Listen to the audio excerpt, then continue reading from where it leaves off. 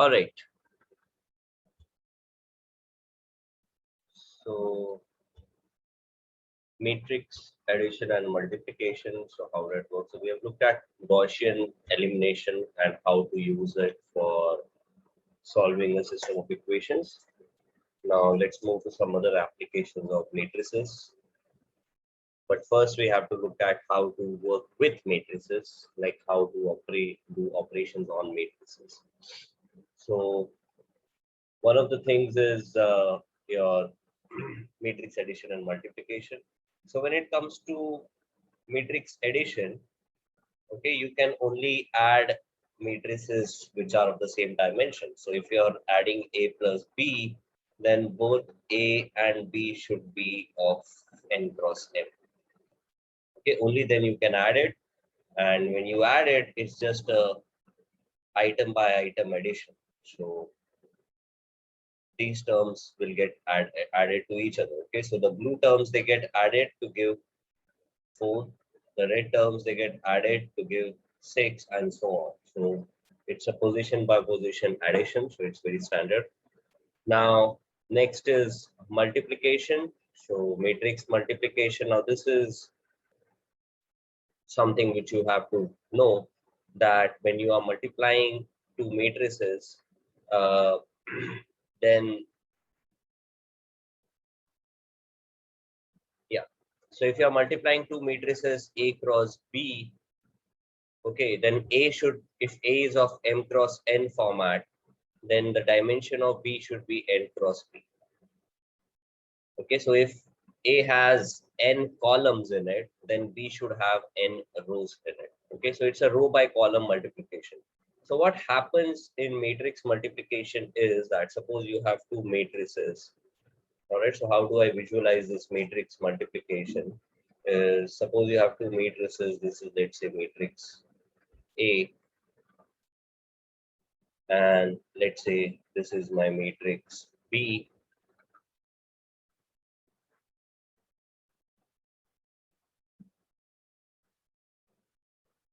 Okay, so this will give rise to a third matrix C. Okay, so A cross B gives rise to a third matrix C. So what is the first element of this matrix C? So the first element is just a dot product of this row. Okay, I should have had, yeah, this row and this column. Okay, so this entry gets multiplied by this entry, plus this entry gets multiplied by this entry, plus this entry gets multiplied by this entry. So if you call this as vector V, A1, and this as vector B1, and this as element C1, then the element C1 is just A1 dot B1. Okay, where A1 is the first row of A and B1 is the first column, sorry, C11 column of B. Now, similarly, if you have, let's say, if you want to find, let's say, element number C23, okay, so C23 would be equal to A2 dot B3, which is basically row 2 of A dot product with column 3 of B. So row 2 of A is going to be this row, and column 3 of B is going to be this.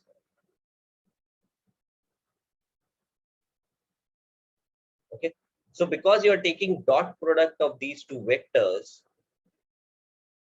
okay, I'm taking dot product of two vectors, so number of elements here should be equal to number of elements here. Okay, I hope you remember dot product. All of you remember dot product, right? If somebody has an issue with dot product, tell me. I'll I'll clarify. It's a 2-minute thing. It doesn't take long if you don't remember dot product or if you have not heard of it. Yes, sir. एक बार बता In दो. short. है sir एक बार Okay. बता दीजिए. So if you have V1 vector, which is let's say A1, B1, C1, and V2 vector, which is let's say X1, A2, B2, C2, then V1 dot V2 is going to be A1, A2 plus B1, B2 plus C1, C2. Okay. So I don't know if you guys remember dot product and cross product from high school. So we used to have V1 dot V2, V1 cross V2. So V1 cross V2 was used to find the area of triangle formed by vectors V1 and V2 as arms. Okay, so if on the coordinate axis you have two vectors V1 and V2, sorry, area of quadrilateral, area of the quadrilateral, not triangle, area of quadrilateral. Yeah. So if I do a construction of V1 vector starting from here and another construction of V2 vector starting from here, I will have this parallelopipe or quadrilateral formed. This area is given by V1 cross V2. Okay, so this was cross product. Cross product, strictly speaking, will be an engineering thing. We are not at all interested in this thing. Dot product is very important. I should not be cancelling it. Yeah, dot product is very important for economists. Why is it important? Because suppose in n goods case, the price vector is represented by Pn vector, which is P1, P2, P3, and so on till Pn. And the bundle that you consume is represented as Bn vector, which is basically the amount of different commodities that you consume. Okay, so in this case, the total expenditure that you will do on this bundle in these prices, yeah, so the total expenditure that you do, expenditure, will be Pn vector dot Bn vector. Okay, so Pn dot Bn is going to be the total expenditure. So that is just P1 B1 plus P2 B2 and so on till Pn Bn. Okay, so P1 B1 is the total expenditure on good 1, this is total on good 2, this is total on good 3, and so on till total on good n. So you sum up all the expenditure on different goods, you get the total expenditure at the time. So that's your total expenditure. Okay, so that's dot product. Coming back, I'm saying that this matrix multiplication AB is going to be row 1 dot product row 2 and so on. So C11 is going to be row 1 dot product column 1. So row dot column, row into column multiplication. Okay, so the order is row into column. Now for this to happen, the number of elements here has to be equal to number of elements here. Because if it is not, then dot product cannot be done. Remember this expenditure, if you do not have any of the B entries or if you do not have any of the prices, then you cannot find the total expenditure. These two value, for every entry in this vector, you should have a corresponding entry in this vector, only then you can find P dot B. Right, so dot product makes sense only when both the vectors are of the same dimension. So here, when I'm summing up, taking the dot product of for finding the element C2, 3 in matrix C, these two vectors must have the same elements. Now the number of rows in A. So suppose A is a M cross N matrix and B is a P cross Q matrix. So what will be the number of elements in a row of A? A is M cross N, M rows n columns. So number of elements in any row of A. How many elements will be there in any row of A?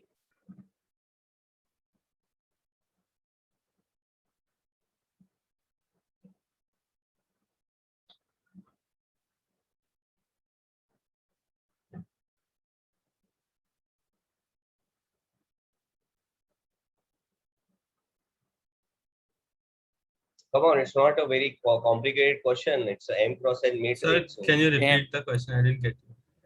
the number of elements in any row of A. If A is a M cross N matrix, number of elements in any row of A.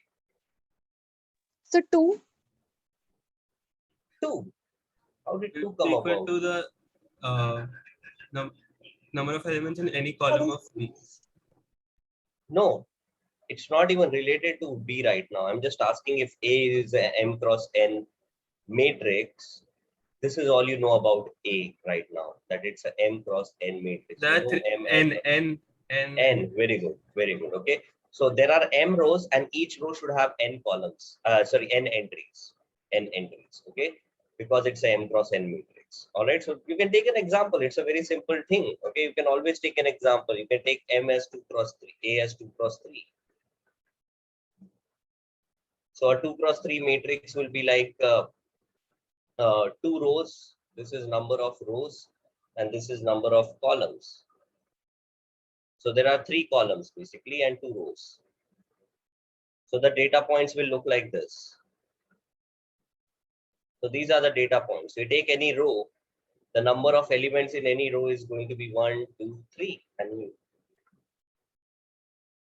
this is how you do it. So the number of elements here is going to be n. And if B is a P cross Q matrix, then the number of elements in any column of B would be P. P, right? And that's why you need n to be equal to P. Okay, it's not that n should be equal to P, only then you can do multiplication. It's just that multiplication makes sense only when n is equals to P. It's not that you start with 2 matrices which have these 2 things equal. It's that only when these 2 things are equal, you can do multiplication. Okay, so the idea is that don't by heart it like, ठीक है ये बताया था एक rule है. It's not a rule, as in it's not written in a holy book कि ये होना चाहिए and that's why you do it. We do it because dot product. We do it because of this dot product rule, that for dot product to happen, these elements must be, the number of elements must be same. So that's why we have this rule. Okay, now extending this logic that we have, that A cross B is going to be a M cross N matrix multiplied by a N cross P matrix. Okay, so now the question is, when I get the final matrix C, what is going to be the dimension of this matrix? Say M cross P. M by P. M by P, very good. Okay, so let's say I want to find out why am I getting this M by P. Okay, so you have the answer correct, okay, which is the easier part. The complicated thing is, why is this thing correct, M by P? So remember, I have the for an element of Cij is basically row I of row I of this matrix multiplied by column J of this matrix. Okay, so how many rows do I have in A? M. M. So I can take M different values. So the number of rows here must be equal to M. And how many columns do I have in J? P. P. P. Okay, so this J entry, so P means what? In the B matrix, the variable P can go from 0 to some number P. So J can take 1 to some number P. So it can take P different values. So J can take P different values. So this J can take P different values. So that's the idea, that why we get this. So obviously everything falls back into this neat regime, that this m and n, as this n should be equal, and then you cancel it out, what you get is m cross p. All that is neat to remember it, but if you understand the basics of this mechanism, maybe if they give you some complicated analytical question about matrix multiplication, you could be able to handle it. So that's why I like to get into some details about how matrix multiplication happens. Now, after this, all of you are capable enough to do this. So why is matrix multiplication important? The first application is you can use matrix multiplication to write a system of equations. So how can you write a system of equations in matrix multiplication form? So, so this is a system of equation which you generally write as Ax equals to B. Okay. A here is a 3 cross 3 matrix. This is a 3 cross 1 matrix. So you multiply this to get a 3 cross 1 matrix. Okay, the 3 and 3 cancel out and so on. Okay, so if you want to look like that. So now, first of all, what equations do this Ax equals to B represent? So remember, it's a row by column multiplication. So this row multiplied by this column gives the first element here. So the first equation which this matrix multiplication represents is going to be 2 times u plus 1 times v plus 1 times w is equals to 5. Similarly, you can write the second equation. For the second equation, we are going to use the second row, and there's only one column here. So first column, so this is going to be 4u minus 6v is equals to, there's no w variable, so is equals to minus 2.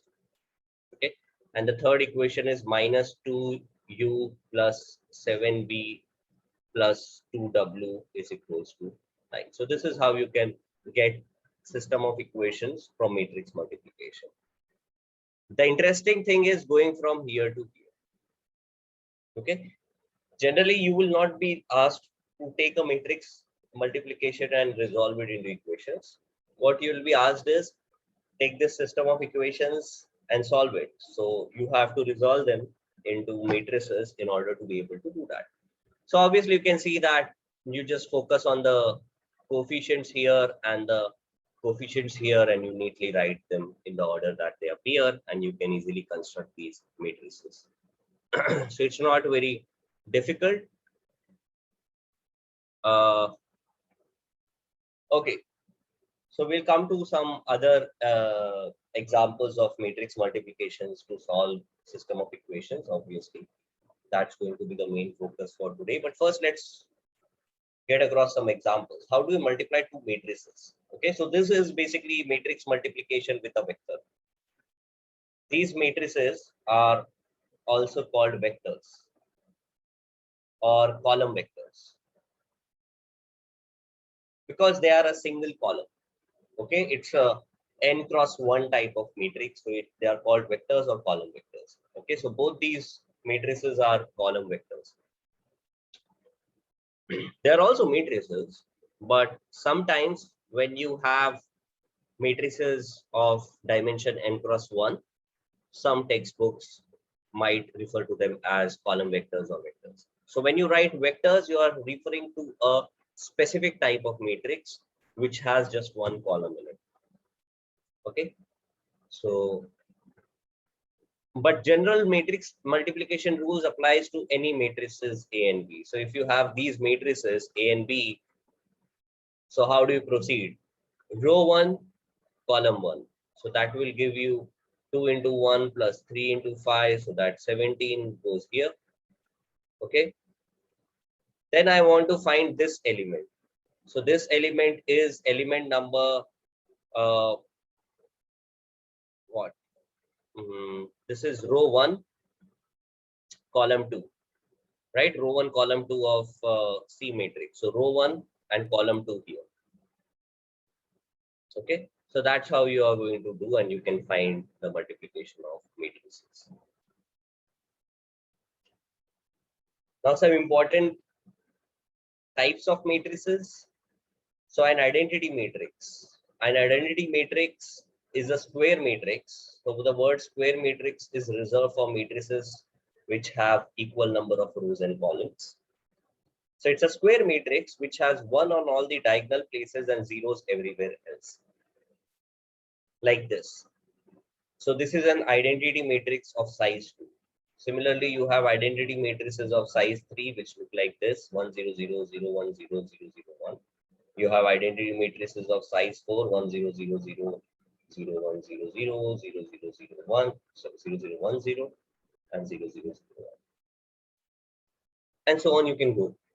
The idea is the diagonal entries will be 1, all the remaining entries are going to be 0. So that's identity matrix.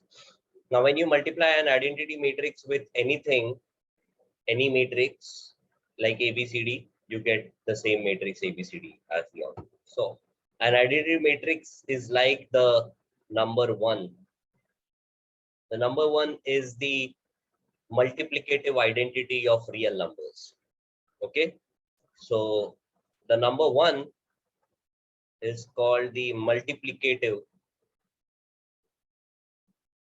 identity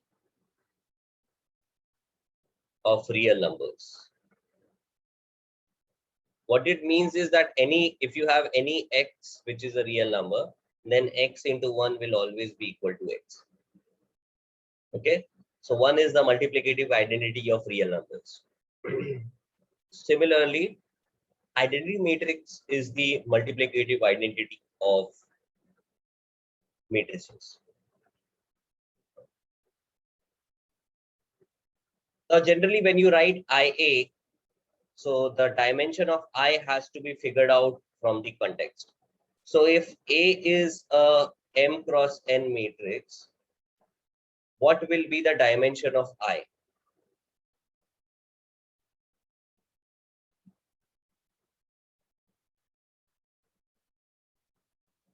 If A is a M cross N matrix and you want to multiply I into A, what should be the dimension of I?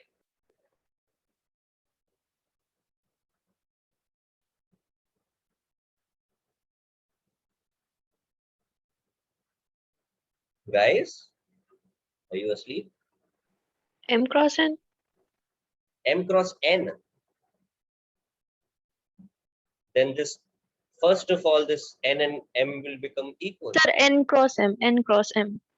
You're saying N cross M.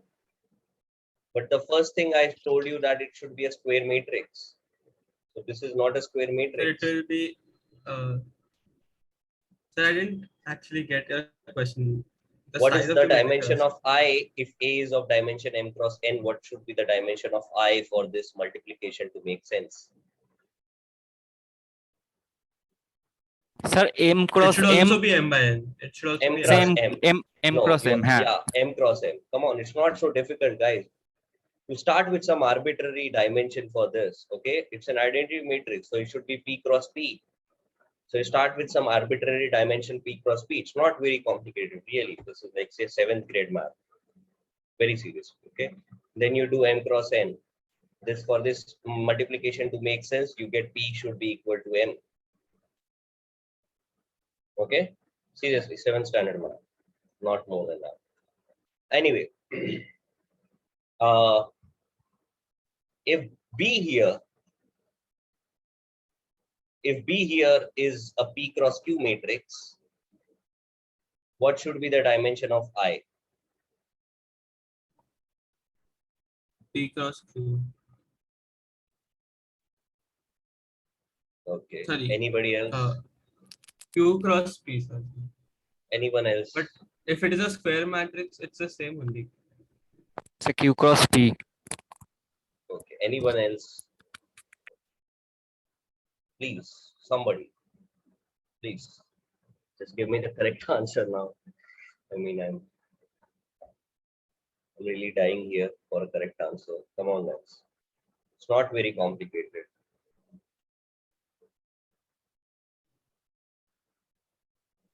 The dimension of I, right? Or B? Yeah, I circled it I. here. I Yes. guess you can So see it on your screen. Q cross Q. Very good. Q cross Q. Yeah. Thanks. It's a square matrix for crying out loud. I mean, I said it 10 times at least. It's a identity matrix, so it has to be a square matrix, and then you come with answer like P cross Q, Q cross P. No, it's a square matrix. The number of rows and columns have to be same. Okay, so that's the first thing you have to know about identity matrices, that the number of rows and columns are same. Anyway, a row exchange matrix. What are row exchange matrix? It's the mirror image of an identity matrix. So my identity matrix has these diagonal entries as one. A row exchange matrix will have these entries as well. So what does a row exchange matrix do? It makes the rows, it exchanges the rows of the particular matrix. Okay, so AB was row 1, it becomes row 2. CD was row 2, it becomes row 1. So it's a row exchange. Okay, all right. Now if I were to do this multiplication, by the way, A, B, C, D multiplied by 0, 1, 0, 1, what would I get? Sorry, 0, 1, 1. The same matrix. Let me call it as matrix R, and this is A. So this was RA. What if I do AR? What would I get? I mean, you can solve it, nah? You can solve it. So I'm asking you to solve and tell me the answer, the final answer.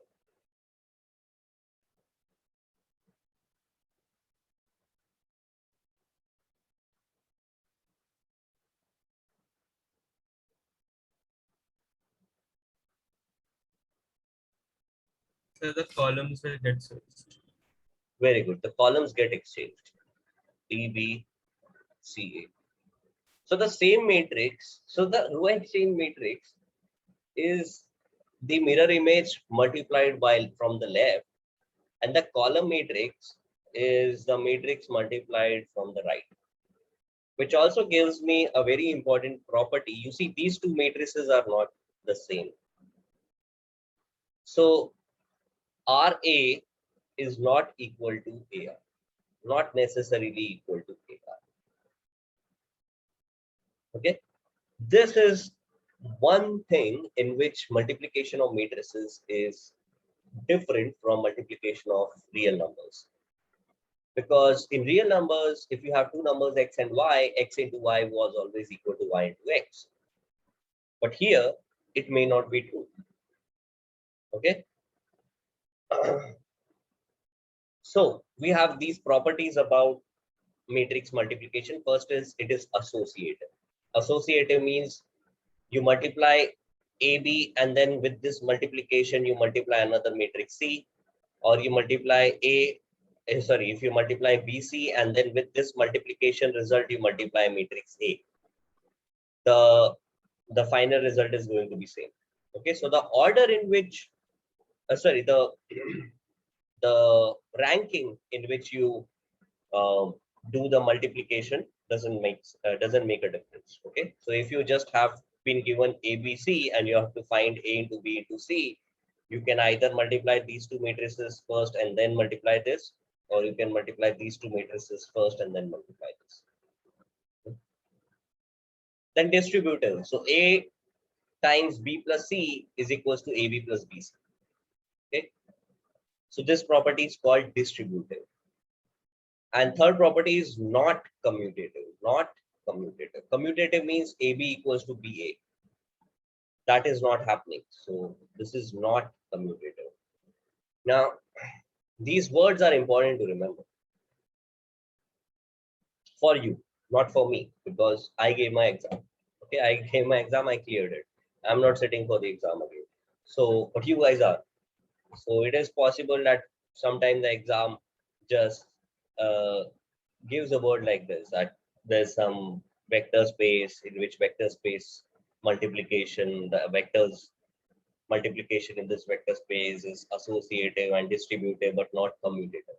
If you don't know what is commutative, what is distributive, what is associative, you may not get this question right. Now, going by experience, it's never happened before, but I mean, you can't completely rule out the possibility of it happening in the future. So these are words which I'll recommend you to remember.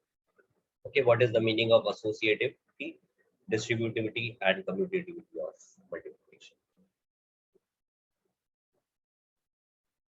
All right, now inverse of a matrix. So the inverse of a square matrix is the matrix A inverse, which when multiplied to the original matrix gives the identity matrix. The inverse must be of the same size as the original matrix. Okay, so you have A inverse cross A should be equal to I. Okay, so first of all, A inverse, it's given to me that it should be a square matrix. Okay, inverse exists only for a square matrix. Again, it's not written in some holy book. I'll tell you why. If we take a non-square matrix, it will not hold true. Okay, so I'll give you an example. We need some more results for that. But for now, we are just going to go ahead with this idea that the inverse of an inverse exists only for a square matrix. Okay, so the inverse is another matrix such that when you multiply the original matrix with its inverse, you get the identity matrix. So how do you find the inverse of a matrix? So the idea is using Gaussian elimination. So now suppose this is your matrix matrix A. So you write your matrix A, which is a 3 cross 3 matrix. On the right hand side, you write this identity matrix of size 3. Okay. Now the aim is you perform Gaussian elimination here, and the aim is to perform Gaussian elimination in order to convert this A matrix into the reduced echelon form.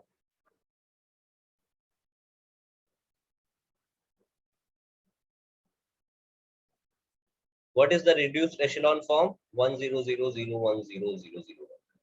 So basically, I have to convert this matrix into an identity matrix. But whatever operations I do here, the same operations I'll do here. Okay, so how do I go about it? So the Gaussian elimination trick is the same. You're going to start with a pivot entry, which is 2. Then you have to do some row operations in order to make these two entries 0. So row 2 goes to row 2 minus 2 times of row 1. Row 3 goes to row 3 plus row 1. So when you do that, these two entries become 0. So this is what happens to your matrix A. So let me call it as A1. The new matrix which is generated is A1. The same operation you will do to the right hand side. So row 2 minus 2 times of row 1. So this is your row 2 minus 2 times of row 1. So 0 1 0 minus 2 times of 1 0 0 will be equal to minus 2 1 0. So that's what you get as your row 2. And row 3 would be equal to row 3 plus row 1. So 1 0 0 plus 0 0 1. So that is going to be 1 0 1. All right. So after this, you just proceed in this manner, and ultimately you keep doing this. Okay. So again, here you are going to pivot this entry and make this 0. So that's just going to be row 3 equals to row 3 plus row 2. So you do that, row 3 may ye entry becomes 0. And then after this, you move in an opposite direction. You make this as pivot and make these two things 0. So that gives you this matrix. And then finally you make this thing pivot and make this 0. So that gives you this matrix. Okay, you can also divide the rows. Remember, whatever operation you do on the left, the same operation you keep doing on the right. So finally you end up with this matrix on the right. So this matrix is your A inverse. Now, historically, they have never asked to find the inverse of a matrix. Okay, they have asked finding system of equations. So that's where we need Gaussian elimination. So it's not like you can run away from Gaussian elimination. But if you're learning Gaussian elimination, then you might as well know how to use it for finding the inverses, because the algebra is absolutely the same. Yeah. Now, some properties of inverse. So B times I. So if the inverse of a matrix, if the inverse of a matrix exists, it is unique. Okay. So suppose there's some matrix A for which there's some inverse. Now already established that matrix multiplication is not commutative. So maybe there are two inverses. One is the left inverse and another is the right inverse. AL and AR. So how do I show that these inverses are the same? Okay, so the property is that the left and right inverse of any matrix are going to be the same. Okay. So suppose we say the left inverse is B, such that B when multiplied from the left gives identity matrix, and the right inverse is C, so that C when multiplied from the right gives the identity matrix. So B is equals to BI, which is B times AC, which is, sorry, B is equals to BI, right? Because any matrix multiplied by the identity matrix gives the same matrix. Right? So I is the identity matrix. Now AC is also equal to I. So B times AC must be equal to B times I. Now by the associative property of multiplication, B times AC must be equal to BA times C. And I know that BA is also I, so this becomes I times C, so it should be equal to C. So what I have is B should be equal to C, which means that the left and right inverses, if they exist, they must be the same. Okay, so you get this property that B left and right inverses must be the same. Which brings me to the important result that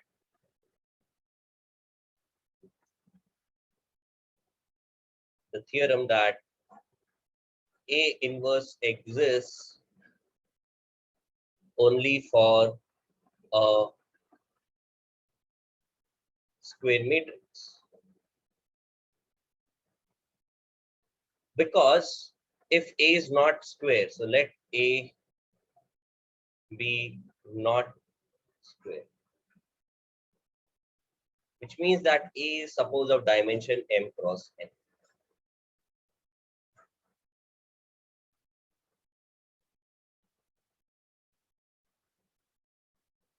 So if A is of dimension, now I want a correct answer here. If A is of dimension m cross n,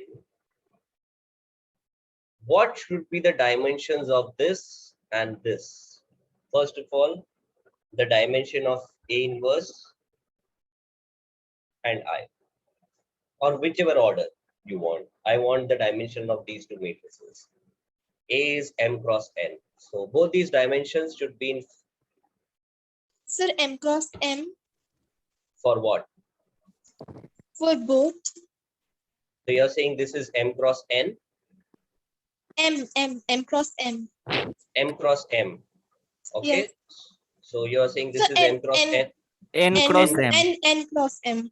N cross m. So you're saying n cross m for both, for this and this? So Sir, for I M cross M. N cross N. N cross m. Very good. N cross m. Right? So yeah, so A inverse should be n cross m and I would be n cross m. Now if I multiply it from the right, let's say,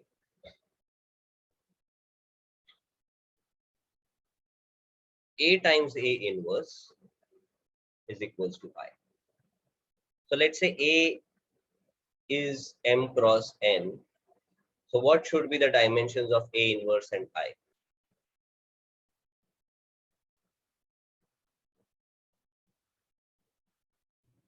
For A inverse, it should be n cross m, and for I, M, uh, M cross m M. into m. Very good. Okay. So you see this A inverse here is getting N cross M, and this A inverse here is N cross M, right? Oh, so, yeah. So the dimensions will turn out to be same. Why So the do I need? dimension of identity Yeah, matrix yeah, changes. exactly. Yeah, sorry. Yeah, sorry. These are the dimensions which I should be focusing on. So the identity matrix becomes different in these two cases. Okay, so this is why this particular thing cannot work. Okay, so we cannot have the A inverse A and A times A inverse giving identity matrices of different dimensions. Yeah.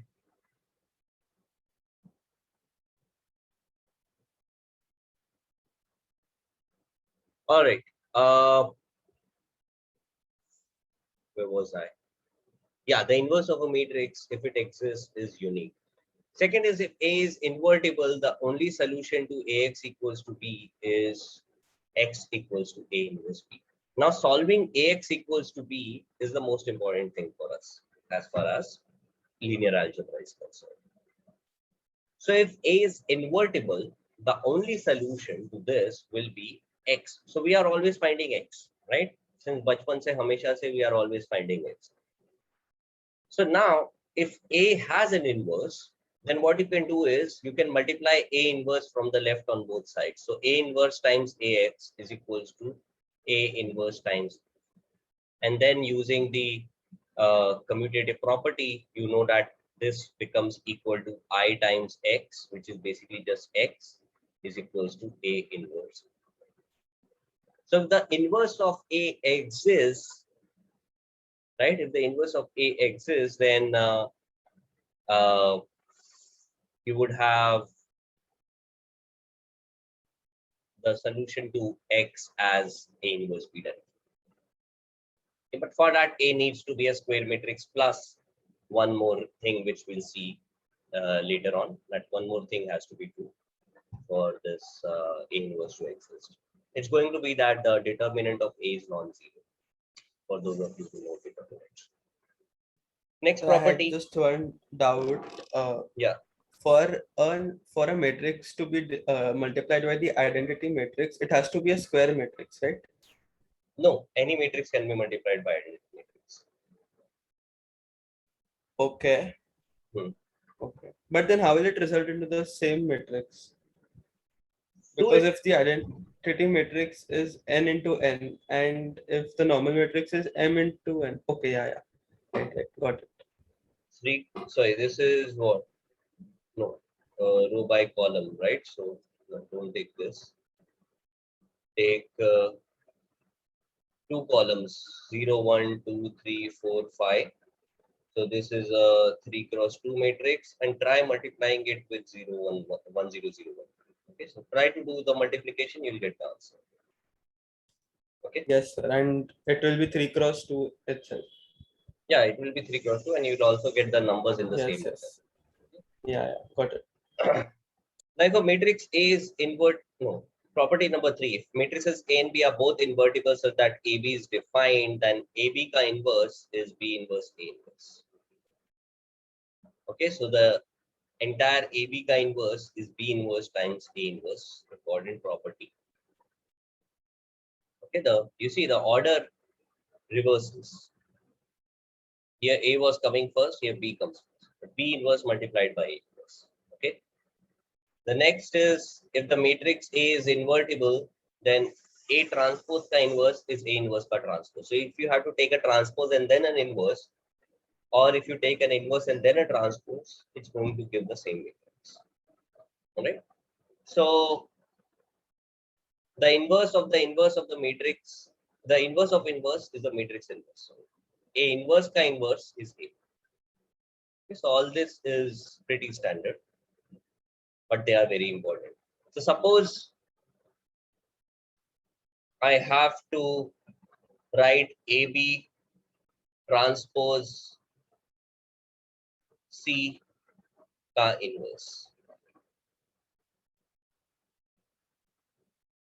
Okay, so what would this be equal to? So your options are C inverse, B inverse, A inverse, C inverse, A inverse, B inverse, okay, uh, B inverse, A inverse, C inverse, and A inverse, B inverse, C inverse. So what's the correct option? A, B, C.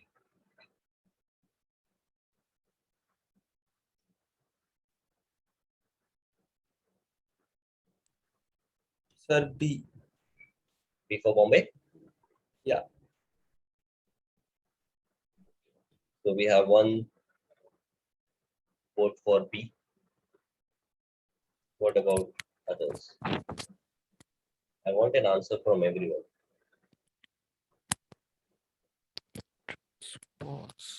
The B. Okay, so 2 votes for B.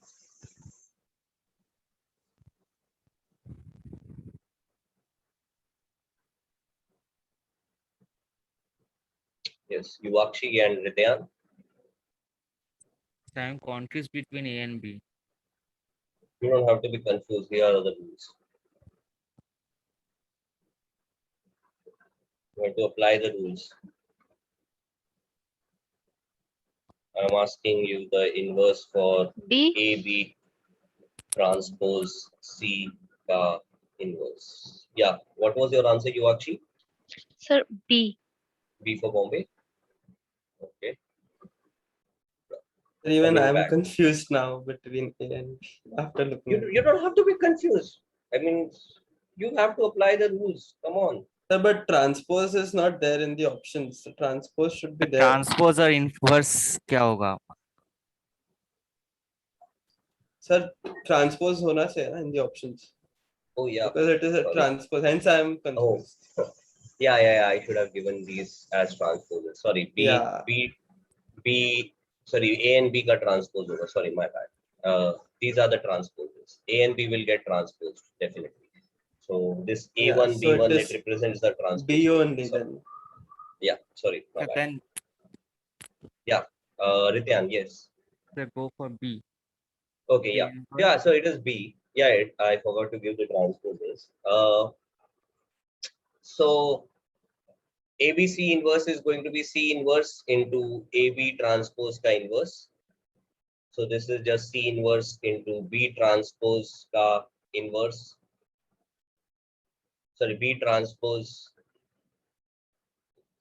whole thing ka transpose ka inverse. So B transpose A transpose ka inverse. So that is C inverse into A inverse transpose into B inverse transpose.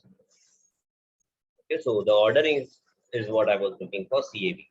Okay, so the ordering is CAB, but you're right. Yeah, I should have given transposes for A and B. Okay, so that's property 3, 4, and 5. So they can make some interesting questions by combining these 3 properties and maybe some other properties as well. So they do that. They do that a lot. Okay, now triangular factorization. So what is triangular factorization? So let us get back to our initial system AX equals to B. All right, so this matrix A, it can be, the aim is to resolve it into some upper triangular matrix E. So this is what your echelon form was. Okay, reduced echelon form is when you get an identity matrix. This is the echelon form. Okay, triangular matrix, upper triangular matrix. So let this upper triangular matrix be called as B. And this B also gets transformed by Gaussian elimination, because whatever row operations you do here, the same row operations you do here. So this matrix then becomes B prime. Okay, or or let's say we call it C. So solving AX equals to B is the same as solving this UX is equals to C. Remember, X में कोई change नहीं होता है. X is just the column vector of the unknowns. So unknowns में you don't do any changes. Unknowns remain as it is throughout linear algebra. This matrix X will never change. Okay. Now the idea is then that when we go from matrix A to matrix U, the journey from A to U is riddled with some row operations, RO1, RO2, RO3, and so on. At max, you have like 3 row operations at max, and one final row exchange also if you want. So let me call it RO4. No, this won't be, sorry, 3 row operations, because you make 3 entries 0, you get the echelon form. You just need these 3 entries 0. So these row operations can actually be represented as some matrix multiplication. This RO1, it could be a matrix R1. This RO2 can be a matrix R2. This RO3 can be a matrix R3. Okay. So what I'm saying is, when I go from A and I do RO1, I get a matrix A1. Then I do RO2, I get a matrix A2. Then I do RO3, I get a matrix. So what I'm saying is, this A1 matrix can be represented as some matrix R1 times A. This A2 matrix can be represented as R2 times A1. And this U matrix can be represented as some matrix R2 times, sorry, R3 times A2, where this is A2. This is A1.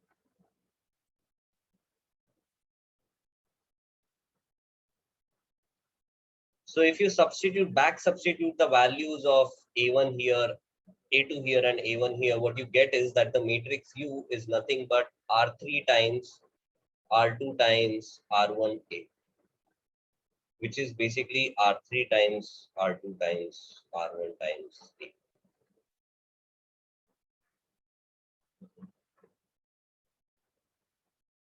So the row operations of Gaussian elimination can be represented as some matrix multiplication. Now the question is, what are these matrices R1, R2, and R3? So let us learn by example. Suppose the first row operation that you do in this matrix. What is the first row operation that you are going to do on this matrix?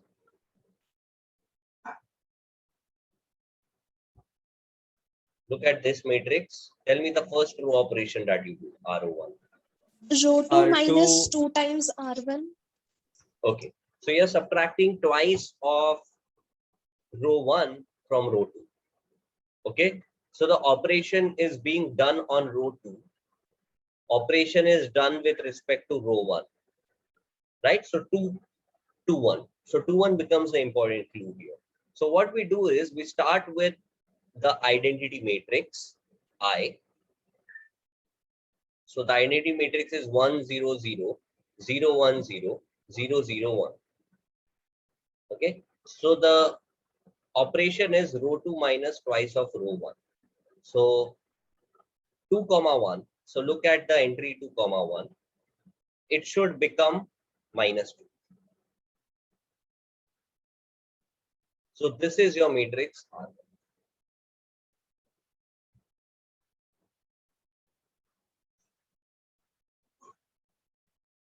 Now R1 is basically 0, 0, 0 minus 2, 0, 0, 0, 0, 0 plus identity matrix. Right? So R1 times A. Okay, I'm not writing the identity matrix completely, but you know it is 3 cross 3, right? So it's a 3 cross 3 matrix. So R1 times A will basically be 0, 0, 0 minus 2, 0, 0, 0, 0, 0 plus identity matrix of size 3. times A, which is basically this matrix times A times A plus I3 into A is A. Now, what is this matrix? Let me substitute the value of A matrix. The A matrix that we had was the original matrix 2114 minus 60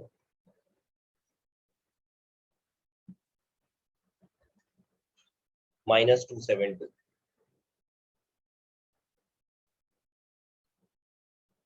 plus A. Okay. Now this matrix multiplication. Okay. So in this matrix multiplication, all entries in the final matrix that you get, the first row is going to be 0. The first row here is 0. So the first row of this matrix is also going to be 0. The third row is 0. So third row is also going to be 0. Okay. Now regarding the second row of the final matrix. So minus 200 into 24 minus 2. So that's going to be minus 4. Minus 200 dot product 1 minus 6, 7. So that's going to be minus 2. And minus 200 dot product 106. So that's going to be 0.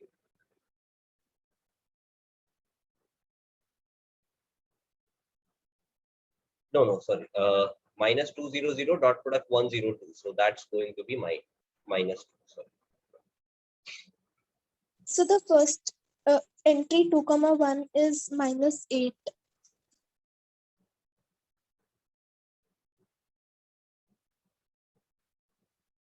In the A matrix? No, sir, in the one which you have multiplied. No. Row 1 into column 1. Row 1 dot product column 1. So it's going to be minus 200 dot product 2, 4 minus 2. Remember dot product? Why are you getting minus 8? Hello? Yes, sir, yes, sir, yes, sir. Okay. So minus 4, minus 2, minus 2. So this is what we needed, right? This is what is 2 times of row 1, and it gets subtracted from the original matrix. So it gets subtracted in the position of row 2. So row 2 minus twice of row 1. So that is what we do here. So this R1 is essentially this matrix. Similarly, what is going to be the second row operation here? The second row operation is to make this thing 0. So what is the row operation which makes this thing 0? R1 plus R3. R3. R3 plus R1. Very good. R3 goes to R3 plus R1. You start with the row you are operating on first, and then you end with the row that you are going to operate it with. So in the position 3, 1 of the identity matrix, you should substitute the value plus 1. So if you have this as an identity matrix 1 0 0 0 1 0 0 0 1, the position 3, 1 is row 3 column 1. So this position should become 1. So this is your matrix R. I should not be using R, but anyway, this is the matrix R. Not row 2, this is matrix R2, which does the second row operation. Right.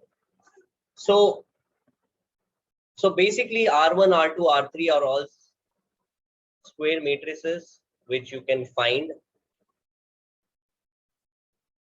and yeah, so what you can do is you can find these matrices easily. It's very easy. Now once you find this E, F and G, the final the final echelon form is given by G times F times E times E, which I was calling as R3, R2, R1, is basically G, F, and E, according to the notes. So G times F times E times A is your matrix U. So G, F, E, A is equals to U.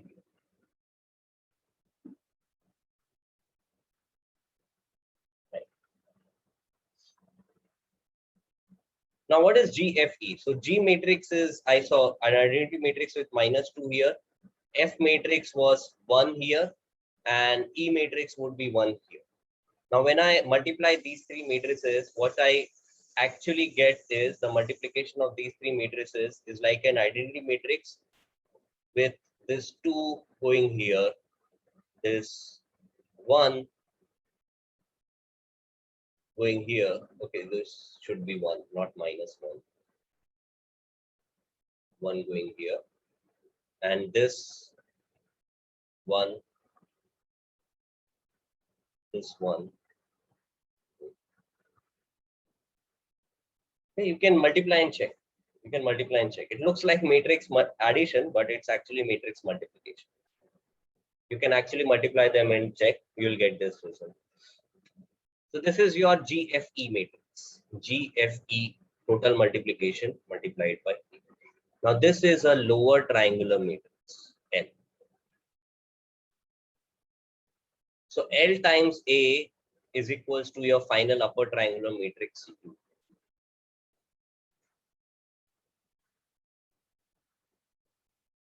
Now L times A is equals to U. It means that A is equals to, so I can multiply both sides by L inverse. So I get A becomes L inverse into U. Now L was GFE.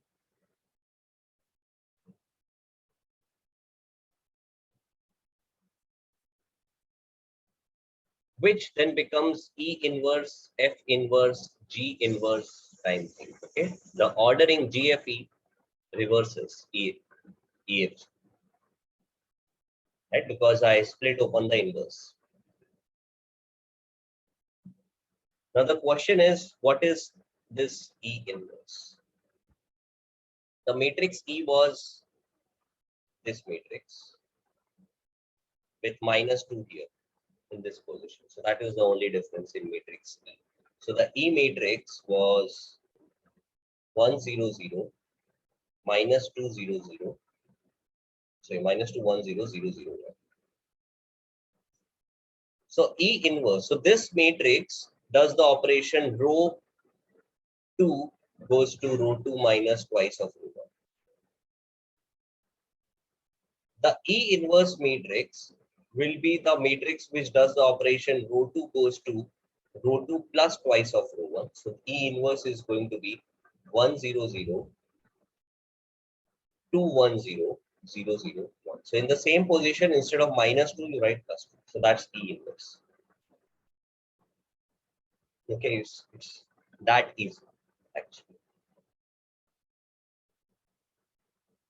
The important thing here is I don't want the values E inverse, F inverse, G inverse. What I am going to tell you is that the original matrix L that we had found out here was this lower triangular matrix. So the L inverse, okay, let me copy this L matrix, -2 -1 and 1. So the L matrix was -2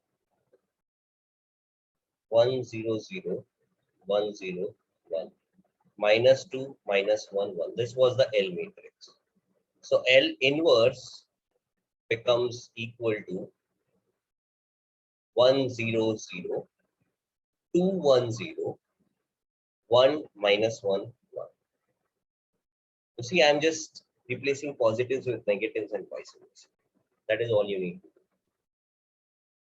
to find L inverse.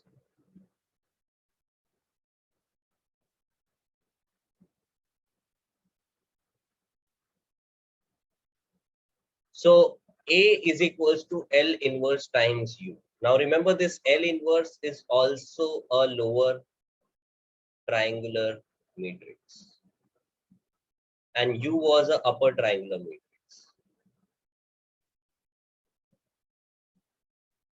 This was the echelon form which we generate. So A is equals to L inverse U. So you have basically factorized A is a lower triangular matrix multiplied by a upper triangular matrix. So this is the triangular factorization, that you can factorize any matrix into a lower triangular and an upper triangular matrix, any square matrix into a lower triangular and an upper triangular matrix. So this is your triangular factorization.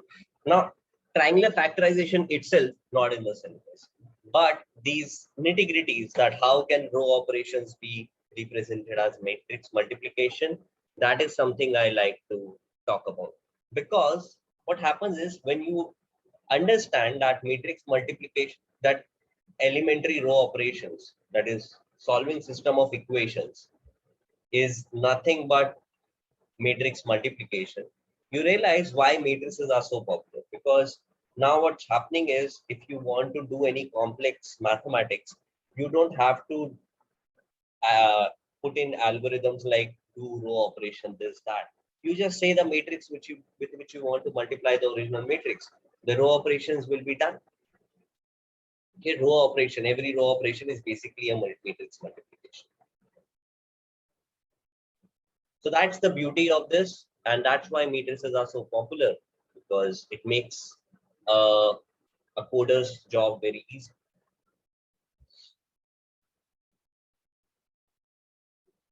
Also, another thing which I want you to remember is finding inverses of lower and upper triangular matrices are very straightforward. Okay, so if you have a lower triangular matrix which looks like this,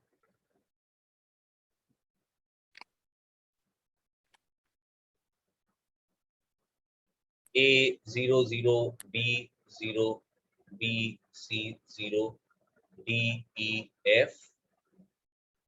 Okay. Then you first make these A, B, and F as 1. The diagonal entry should be 1. So what you do is you take A, C, and F out of the equation. So you are dividing the entire row by the vector A. So you'll divide this entire row by A. Okay, so when you do that, wait. Okay, I'll need determinants for that. So I'll do this part after I've done determinants. Okay, so I'll need determinants to be able to do this. But how you can easily find the inverse of the inverse of a triangular matrix. I'll come back to that after determinants. All right. So suppose I want to factorize this 1, 2, and 2, 6. Simple factorization. Okay, so I want to factorize 1, 2, 2, 6 into a lower triangular and an upper triangular matrix. So how do I go about this? So first I want to find the U which I want to generate. So the first row operation that I do is going to be row 2 goes to row 2 minus twice of row 1. Okay, so I'll first write an identity matrix 1, 0, 0, 1. Then in position 2, 1, which is this position, I'll write the term minus 2. Okay, so this multiplied by 1, 2, 2, 6 will give me the upper triangular matrix. What is the upper triangular matrix? When I do this row operation on the original matrix A, what is the matrix which I get? When I do this row operation, what is the matrix that you get? 1, 2, 0, and 4. 2, sorry. 2. Very good. Okay. 1, 2, 0. So this is your upper triangular matrix. and this is A, and this is the lower triangular matrix, but I want the inverse of this. So I want A is equals to some matrix L times U. So what is going to be this L? This L is the inverse of this matrix. So the inverse of this matrix is simply going to be 1, 0, 2, 1. So L inverse is 1, 0, minus 2, 1. So L will basically be 1, 0, 2, 1. And U is this one. So 1, 0, 2, 1 multiplied by 1, 2, 0, 2. This is my original matrix A. So this is the triangular factorization of a matrix A.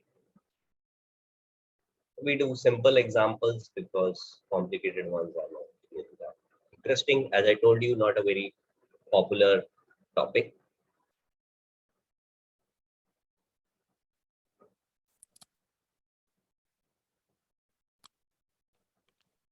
Now the second matrix 0, 2, 4, 6. Now here I cannot convert this into an upper triangular matrix, because for that to happen I want to do some row operation, but no operation here can make it 0 because the pivot entry is 0 to begin with.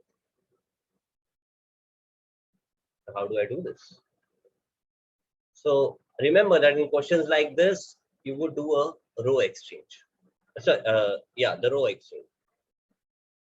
So what was the row exchange matrix? So you are going to multiply this with the row exchange matrix. 0, 2, 4, 6. In order to convert into a lower triangular matrix, you would multiply it with 0, 1, 1, 0. Okay, so this does a row exchange. So this would give me 4, 6,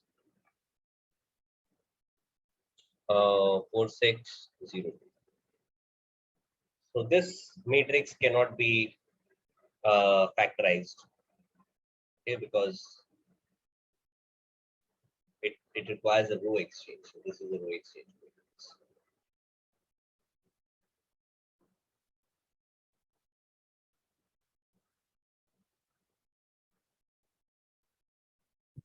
Now so this row exchange matrix, now word about this row exchange matrix. So row exchange matrix, that is 0, 1, 1, 0, is obtained by doing a rearrangement of the rows of the original matrix. The original matrix being an identity matrix. So you do a rearrangement of rows, you get another matrix, which is basically a row exchange matrix. Now, this is just a 2 cross 2 identity matrix. So the only possibility is one other permutation. So these rows can be exchanged only in one way.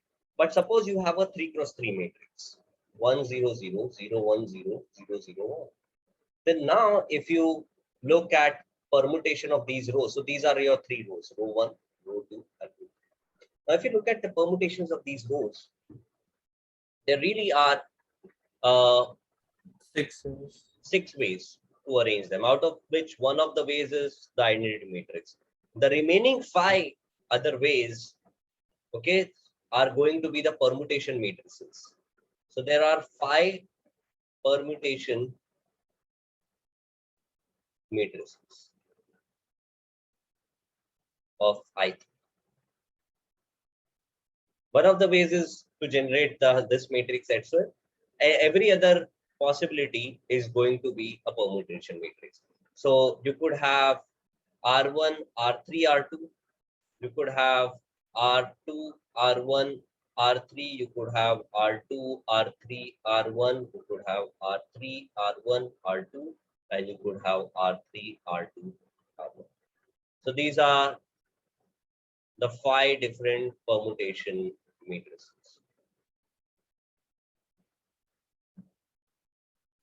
Okay. Now, what is the job of each of these permutation matrices?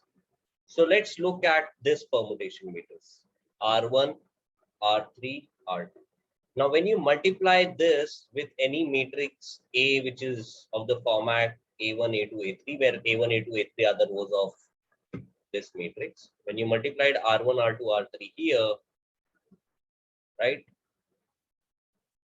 what you're going to get is 3 and 2 will get exchanged. A1, A3, A2.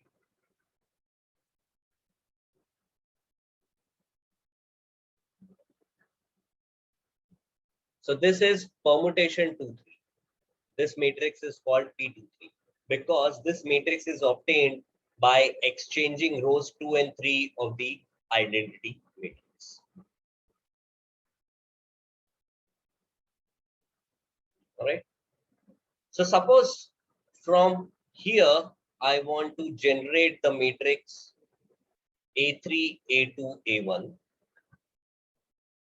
Then I should just multiply it with which of these 4 matrices. Let's say this is option A, B, C, and D. So if I want to go from matrix from this combination of rows to this permutation of rows, A3, A2, A1, which of these So permutation option D. matrices? Option D, very good. R3 to 1. What is R3 to 1? Row 3 gets first 0, 0, 1. Then comes row 2, 0, 1, 0. And finally comes row 1, 1, 0, 0. So this is your option D. This is the meaning of R3, R2. Okay, so this is done by the matrix D. So every row operation is basically a matrix, a multiplication by some permutation matrix. Now remember our original discussion on row matrices and column matrix.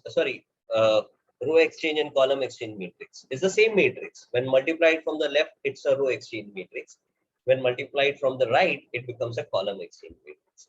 So this very matrix P23, when you multiply it to any matrix A, suppose matrix A is column 1, column 2, column 3. When you multiply the matrix P23 here, from the right, what you get is column 1, column 3, column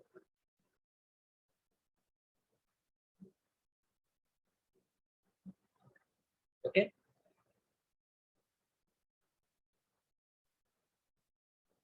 So that's interesting. All right. So multiplying from left by the same matrix is going to exchange the rows. Multiplying from the right is going to exchange the columns. Again, permutation matrices are important after we reach determinants, because sometimes what happens is they give you this some original matrix, they are going to exchange the rows, and then they are going to ask what is the determinant of this matrix. So it will become a lot of things that we study right now are going to then expand into something new, something question worthy when we look at determinants, probably in the next lecture. Okay, then we have transpose of a matrix. So the transpose of any matrix A is rows get replaced by columns. So I know that. Some properties of transpose, AB ka transpose is B transpose A transpose. A transpose ka inverse is A inverse ka transpose, and A transpose A is a symmetric matrix. Okay. So A transpose into A is a symmetric matrix. This is true for all matrices A, not just square matrices. Of our all matrices A of the size m cross n. Okay, for any matrix A of size m cross n, A transpose A will be a matrix which is symmetric. Obviously, if you do A transpose A, you'll get a different matrix as the final result. If you do A times A transpose, you'll get a different result. But both these matrices, even though they are different, they are both going to be symmetric. Now, what is the meaning of a symmetric matrix? So a matrix A, matrix X is symmetric if its transpose is equal to the original matrix. Now, what does a symmetric matrix looks like? So a symmetric matrix is like you have some vectors A, B, C on the columns along the diagonal. This D will be here. This E will be here. This F will be here. So if you look at the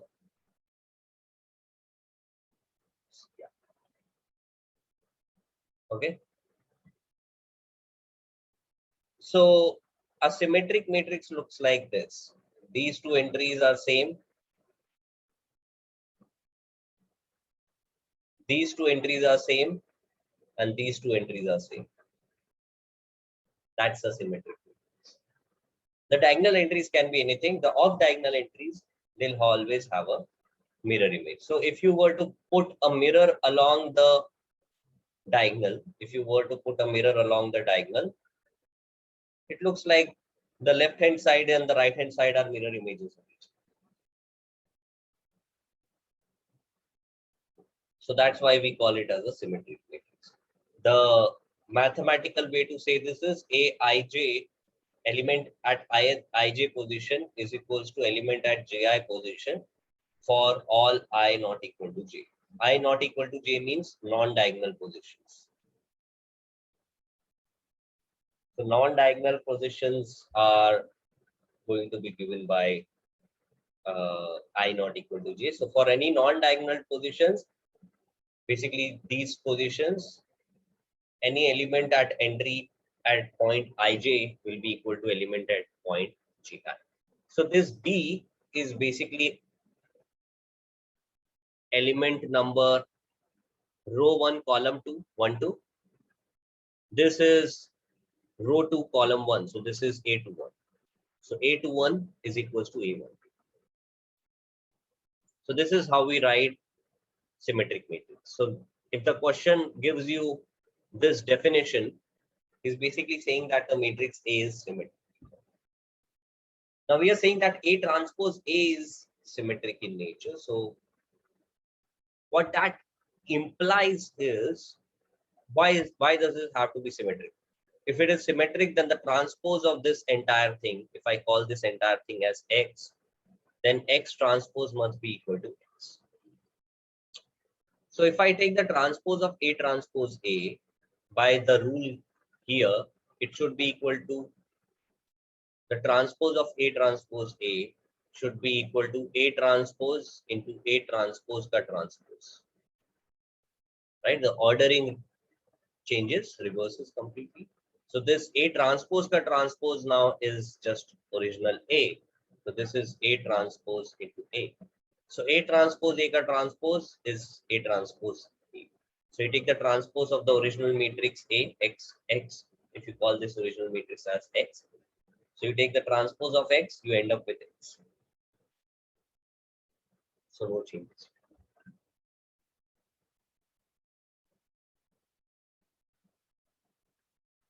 Okay.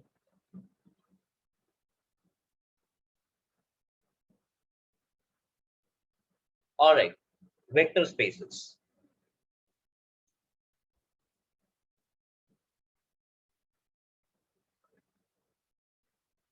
So vector spaces is a collection of objects called vectors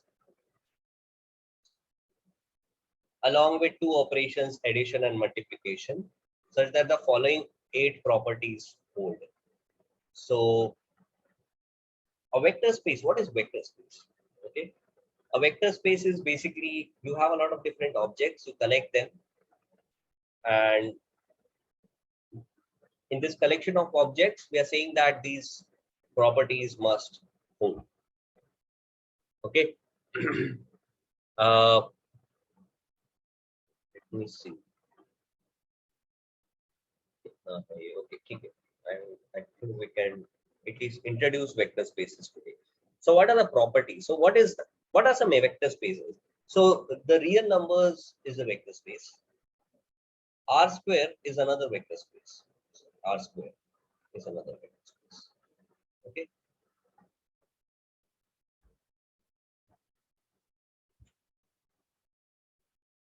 Then 2 cross 2 matrices A, B, C, D. This is also a vector space. So vector spaces can be diverse. Okay. Now, when you have vector spaces, they will obey these properties for any two elements u and v. Sorry, v and w. So if you take any two elements v and w in that vector space, v plus w will be equal to w plus v. Okay? So commutative of addition. So addition is commutative. Addition is also associative. That is u plus v plus w is equals to u plus v plus w. These are standard rules, by the way. Okay, you will always have a zero vector. So in R, the zero vector is the number zero. In real numbers, the zero vector is number zero. What is number zero? You add any number to zero, you get the original number itself. Right? In R square, it is 0, 0. The vector 0, 0, or you can write it as 0, 0. You add 0, 0 to any original vector, you get the original vector itself. So 0 in matrices is no longer the number 0. 0 is a vector whose identity depends on the context. If I'm talking about two-dimensional space, then 0 is basically 0, 0. If I am talking about three-dimensional space, then 0 vector is 0, 0, 0. If I am talking about n-dimensional space, then 0 vector is basically 0 n times. So 0 in matrices is no longer number 0. 0 in matrices is basically the 0 vector. So to give you an example, if somebody asks you to solve ax equals to 0,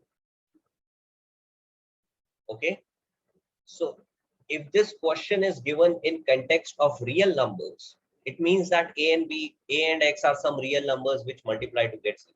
But if this same question with the same notation is given in the context of matrices, if you see the word matrices written in the question, then the same equation implies that A is a matrix, X is a column vector, and 0 is a vector of zeros, the size of which will be determined depending on what the size of A is. So if A is of dimension m cross n, then this column should be of dimension n cross 1, which makes 0 of dimension m cross 1. So you should have m zeros. The context is very important. Okay, so don't forget the context. So depending on the context, ax equals to 0 could imply a system of equations, or it could imply just a multiplication of two real numbers, a and x.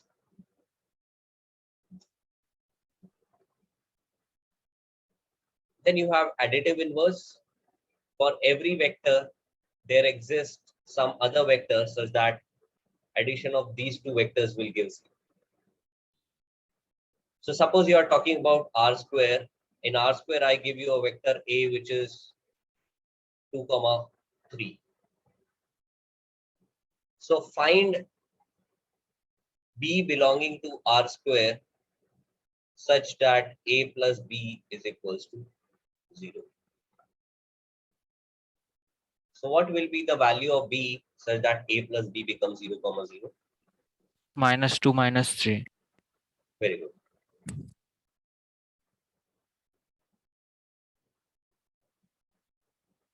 So you add A and B, you get 0. Okay. So for every vector, there's a additive inverse inside.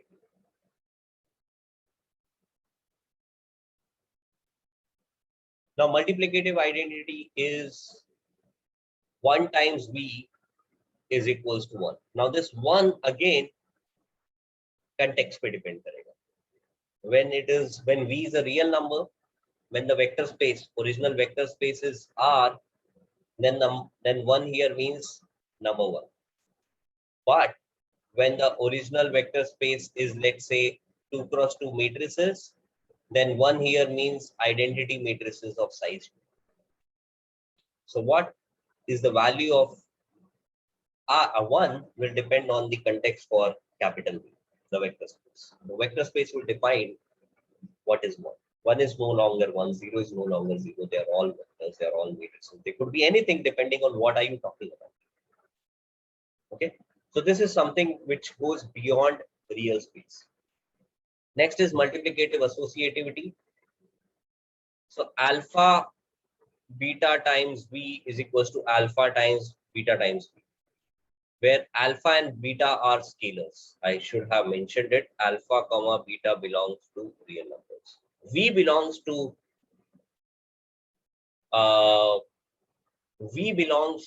the vector space. Alpha and beta are some real scalars. You call them as scalars. Scalars are just real numbers. Okay, they could be 1, 0, 10, anything. √3, -5. They are just real numbers. So for any real numbers, this property should go. Other property is distributivity. So alpha plus beta times distributivity of scalars. So alpha plus beta times vector space V is alpha V plus beta V. So for all these parts, alpha and beta are real numbers. And finally, alpha times U plus V is alpha U plus beta V. Okay. So this is the definition of vector spaces. Now, if all these 8 properties are satisfied, then only it is a vector space. Okay, so some space of vectors is a vector space. So any collection of vectors. Okay, so let me write it in this way that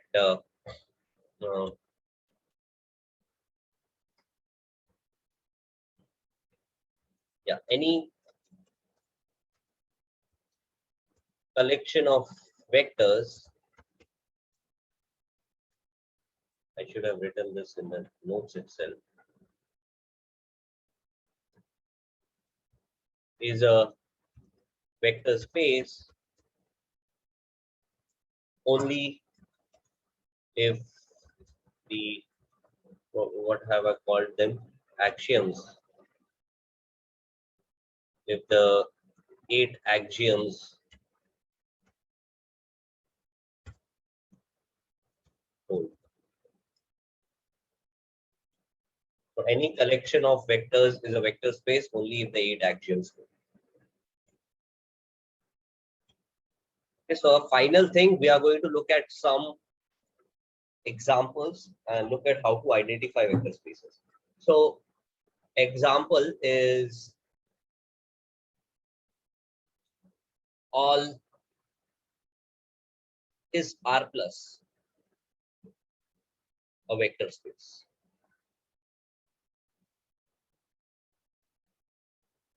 So R plus is not a vector space because this property will not hold. Additive inverse will not hold.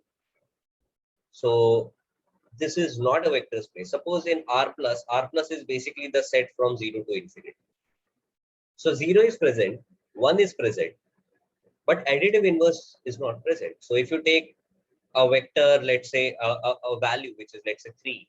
So 3 belongs to R plus, but the additive inverse of 3 is -3 and it does not belong to R plus. So R plus is not a vector space. Okay.